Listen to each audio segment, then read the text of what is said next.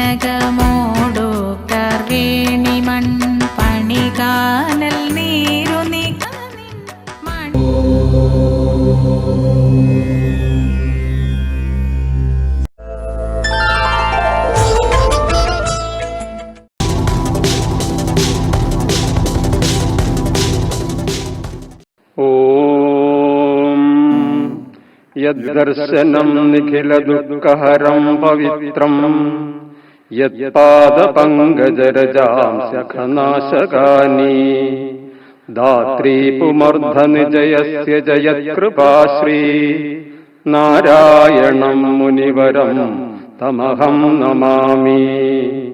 Shrinarayan सद्गुरो गुरुकृपावारानिधे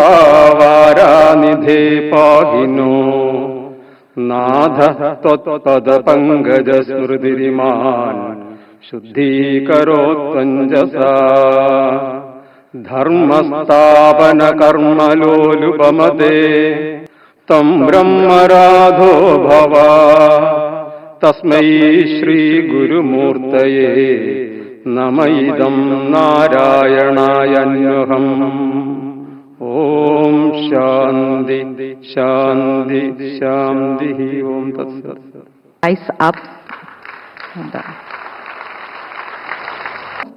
May I request Swami Sharadananda to honor the Prime Minister with a shawl.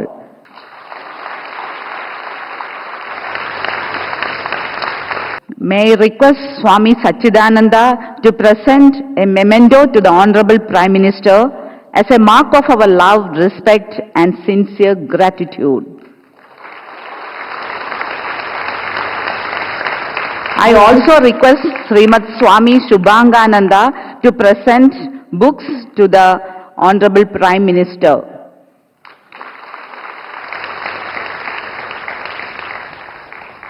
ब्रह्मर्षि स्वामी सच्चिदानंद जी, श्रीमठ स्वामी शुभंगानंदा जी, स्वामी शारदानंद जी, सभी पूज्य संतगण, सरकार में मेरे साथी Shri George Kurien ji,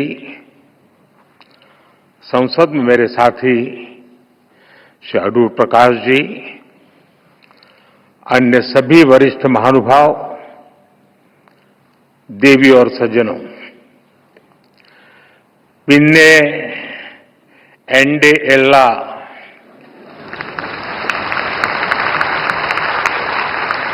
प्रियपेट Malayali Sahodari सहोदरन Marco एंडे Vineet my नमस्कारों। आज ये परिसर देश के इतिहास की एक अभूतपूर्व घटना को याद करने का साक्षी बन रहा है। एक ऐसी ऐतिहासिक घटना जिसने न केवल हमारे स्वतंत्रता आंदोलन को नई दिशा दी, बल्कि स्वतंत्रता के उद्देश्य को, आजाद भारत के सपने को ठोस मायने दिए। 100 साल पहले श्री नारायण गुरु और महात्मा गांधी की वो मुलाकात आज भी उतनी ही प्रेरक है, उतनी ही प्रासंगिक है। 100 साल पहले हुई वो मुलाकात सामाजिक समरसता के लिए, विकसित भारत के सामूहिक लक्ष्यों के लिए आज भी ऊर्जा के बड़े स्रोत की तरह है। इस ऐतिहासिक अवसर पर मैं श्री नारायण गुरु के चरणों में प्रणाम करता हूं। मैं गांधी जी को भी अपनी श्रद्धांजलि अर्पित करता हूं। भाई बहनों, श्री नारायण गुरु के आदर्श पूरी मानवता के लिए बहुत बड़ी पूंजी है। जो लोग देश और समाज की सेवा के संकल्प पर काम करते हैं, श्री नारायण गुरु उनके लिए प्रकाश स्तंभ की तरह है। आप सभी जानते हैं कि समाज के शोषित, पीड़ित, वंचित वर्ग से मेरा किस तरह का नाता है, और इसलिए आज भी मैं जब समाज के शोषित, वंचित वर्ग के लिए बड़े निर्णय लेता हूं, तो मैं गुरुदेव को जरूर याद करता हूं। 100 साल पहले के वो सामाजिक हालत, सदियों की गुलामी के कारण आई विकृतियां, लोग उस दौर में उन बुराइयों के खिलाफ बोलने से डरते थे, लेकिन श्री नारायण गुरु ने विरोध की परवाह नहीं की। वो कठिनाइयों से नहीं डरे, क्योंकि उनका विश्वास समरसता और समानता में था। उनका विश्वास सत्य, सेवा और सौहार्द में था। यही प्रेरणा हमें सबका साथ, सबका विकास का रास्ता दिखाती है। यही विश्वास हमें उस भारत के निर्माण के लिए ताकत देता है जहां अंतिम पायदान पर खड़ा व्यक्ति हमारी पहली प्राथमिकता है। साथियों, शिवगिरी मठ से जुड़े लोग और संत जन भी जानते हैं कि श्री नारायण गुरु हैं और शिवगिरी मठ में मेरी कितनी अगाध आस्था रही है। मैं भाषा तो नहीं समझ पा रहा था, लेकिन पूज्य सच्चिदानंद जी जो बातें बता रहे थे, वो पुरानी सारी बातें याद कर रहे थे। और मैं भी देख रहा था कि उन सब बातों पर आप बड़े भाव विभोर होकर के उसके साथ जुड़ जाते थे। और मेरा सौभाग्य है कि मठ के पूज्य संतों ने हमेशा मुझे अपना स्नेह दिया है। मुझे याद है 2013 में, तब तो मैं गुजरात में मुख्यमंत्री था, जब केदारनाथ में प्राकृतिक आपदा आई थी, तब शिवगिरी मठ के कई पूज्य संत वहां फंस गए थे, कुछ भक्तजन भी फंस गए थे। शिवगिरी मठ ने वहां फंसे लोगों को सुरक्षित निकालने के लिए भारत सरकार का संपर्क नहीं किया था। प्रकाश जी, बुरा मत मानना। शिवगिरी मठ ने, मैं एक राज्य का मुख्यमंत्री था, मुझे आदेश दिया और इस सेवक पर भरोसा किया कि भाई ये काम तुम करो।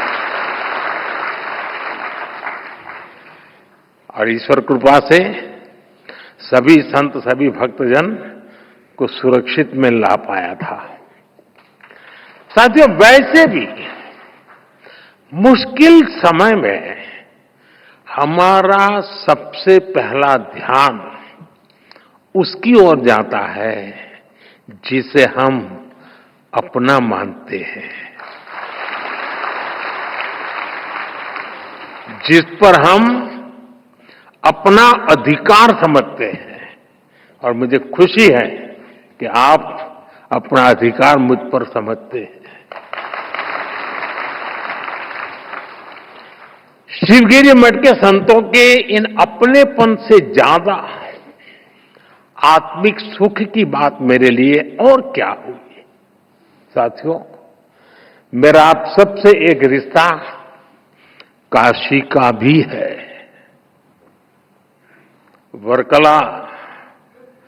वर्कला को सदियों से दक्षिण की काशी भी कहा जाता है।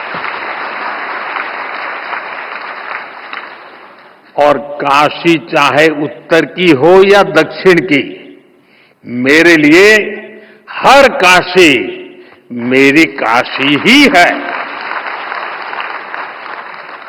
साथियों, मुझे भारत की आध्यात्मिक परंपरा, ऋषियों मुनियों की विरासत, उसे करीब से जानने और जीने का सौभाग्य मिला है। भारत की ये विशेषता है कि हमारा देश जब भी मुश्किलों के भंवर में फंसता है, कोई न कोई महान विभूति देश के किसी कोने में जन्म लेकर समाज को नई दिशा दिखाती है। कोई समाज के आध्यात्मिक उत्थान के लिए काम करता है, कोई सामाजिक क्षेत्र में समाज सुधारों को गति देता है। श्री नारायण गुरु ऐसे ही महान संत थे। निवृत्ति पंचकम और आत्मोपदेश शतकम जैसी उनकी रचनाएं ये अद्वैत और अध्यात्म के किसी भी स्टूडेंट के लिए गाइड की तरह हैं। साथियों, योग और वेदांत, साधना और मुक्ति नारायण गुरु के मुख्य विषय थे, लेकिन वो जानते थे कि कुरीतियों में फंसे समाज का आध्यात्मिक उत्थान उसके सामाजिक उत्थान से ही संभव होगा।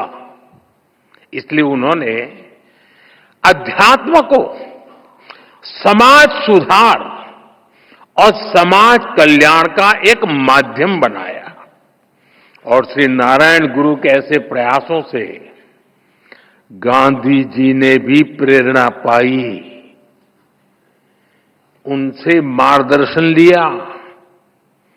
गुरुदेव रविन्द्रनाथ टैगोर जैसे विद्वानों को भी श्री नारायण गुरु से चर्चा का लाभ मिला।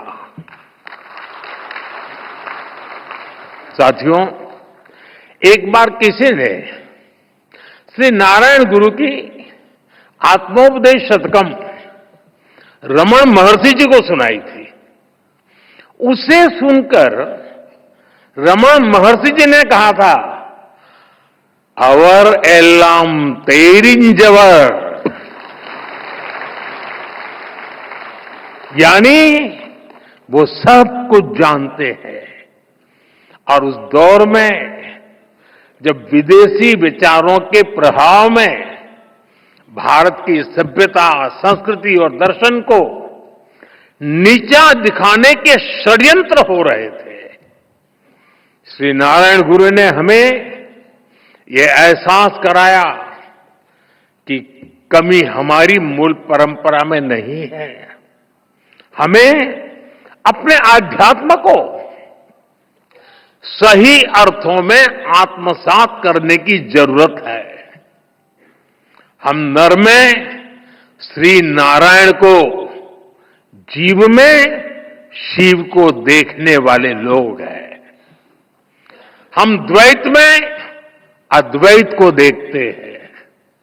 हम भेद में भी अभेद देखते हैं। हम विविधता में भी एकता देखते हैं। साथियों, आप सभी जानते हैं, श्री नारायण गुरु का मंत्र था, ओरु जाति, ओरु मतम, ओरु देवम, मनुष्यनु।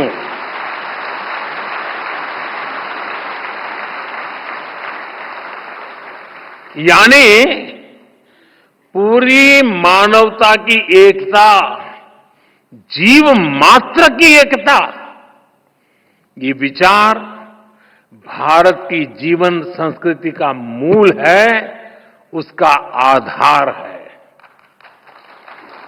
आज भारत उस विचार को विश्व कल्याण की भावना से विस्तार दे रहा है। आप देखिए, अभी हाल ही में हमने विश्व योग दिवस मनाया। इस बार योग दिवस की थीम थी yoga for one earth one health, यानी एक धरती एक स्वास्थ्य। इसके पहले भी भारत ने विश्व कल्याण के लिए वन वर्ल्ड वन हेल्थ जैसे इनिशिएटिव शुरू किया है। आज भारत सस्टेनेबल डेवलपमेंट की दिशा में वन सन, वन अर्थ, वन ग्रिड जैसे ग्लोबल मूवमेंट को भी लीड कर रहा है। आपको याद होगा 2023 में भारत ने जब G20 समिट को होस्ट किया था। हमने उसकी भी थीम रखी थी, one earth, one family, one future. हमारे इन प्रयासों में वसुधैव कुटुंबकम की भावना जुड़ी हुई है। श्री नारायण गुरु जैसे संतों की प्रेरणा जुड़ी हुई है। साथियों, श्री नारायण गुरु ने एक ऐसे समाज की परिकल्पना की थी जो भेदभाव से मुक्त हो। मुझे संतोष है कि आज देश सेचुरेशन अप्रोच पर चलते हुए भेदभाव की हर गुंजाइश को खत्म कर रहा है। साथियों, श्री नारायण गुरु कहते थे, विद्या कौन प्रबुद्धर आऊका, संगठना कौन शक्तर आऊका, प्रयत्नम कौन संपन्नार आऊका।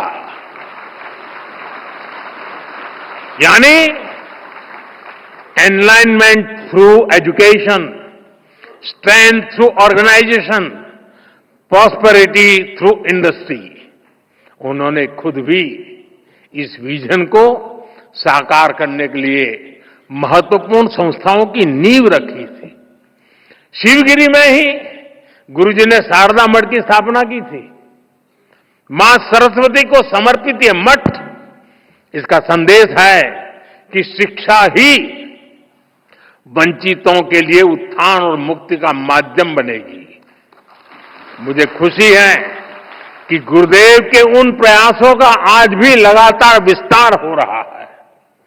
देश के कितने ही शहरों में गुरुदेव सेंटर्स और श्री नारायण कल्चरल मिशन मानव हित में काम कर रहे हैं। साथियों, शिक्षा, संगठन और औद्योगिक प्रगति से समाज कल्याण के इस विजन की स्पष्ट छाप आज हम देश की नीतियों और निर्णयों में भी देख सकते हैं। हमने इनके दशक बाद, इतने दशक बाद देश में नई एजुकेशन पॉलिसी लागू की है। नई एजुकेशन पॉलिसी न केवल शिक्षा को आधुनिक और समावेशी बनाती है, बल्कि मातृभाषा में पढ़ाई को भी बढ़ावा देती है। इसका सबसे बड़ा लाभ पिछड़े और वंचित तबके को ही हो रहा है। साथियों, हमने पिछले एक दशक में देश में इतनी बड़ी संख्या में नई आईआईटी, आईआईएम, एम्स जैसे संस्थान खोले हैं, जितने आजादी के बाद 60 वर्षों में नहीं खुले थे। इसके कारण आज उच्च शिक्षा में गरीब और वंचित युवाओं के लिए नए अवसर खुले हैं। बीते 10 साल में आदिवासी इलाकों में 400 से ज्यादा एकलव्य आवासीय स्कूल खोले गए हैं। जो जनजातीय समाज कई पीढ़ियों से शिक्षा से वंचित थे, उनके बच्चे अब आगे बढ़ रहे हैं। भाइयों बहनों, हमने शिक्षा को सीधे स्किल और अवसरों से जोड़ा है। स्किल इंडिया जैसे मिशन देश के युवाओं को आत्मनिर्भर बना रहे हैं। देश की औद्योगिक प्रगति, प्राइवेट सेक्टर में हो रहे बड़े रिफॉर्म्स, मुद्रा योजना, स्टैंड अप योजना, इन सबका भी सबसे बड़ा लाभ दलित, पिछड़ा और आदिवासी समाज को हो रहा है। साथियों, श्री नारायण गुरु एक सशक्त भारत चाहते थे। भारत के सशक्तिकरण के लिए हमें आर्थिक, सामाजिक और सैन्य हर पहलू में आगे रहना है। आज देश इसी रास्ते पर चल रहा है। भारत तेजी से दुनिया की तीसरे नंबर की इकोनॉमी बनने की तरफ बढ़ रहा है। हाल में दुनिया ने यह भी देखा है कि भारत का सामर्थ्य क्या है। ऑपरेशन सिंदूर,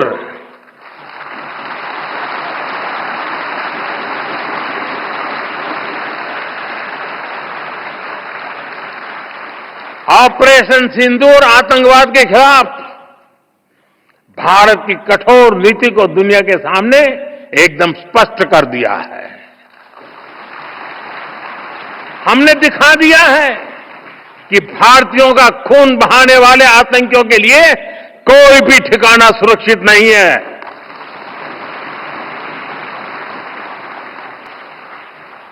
साथियों, देश के संकल्पों को पूरा करने के लिए हमें श्री नारायण गुरु की शिक्षाओं को जन जन तक पहुंचाना है।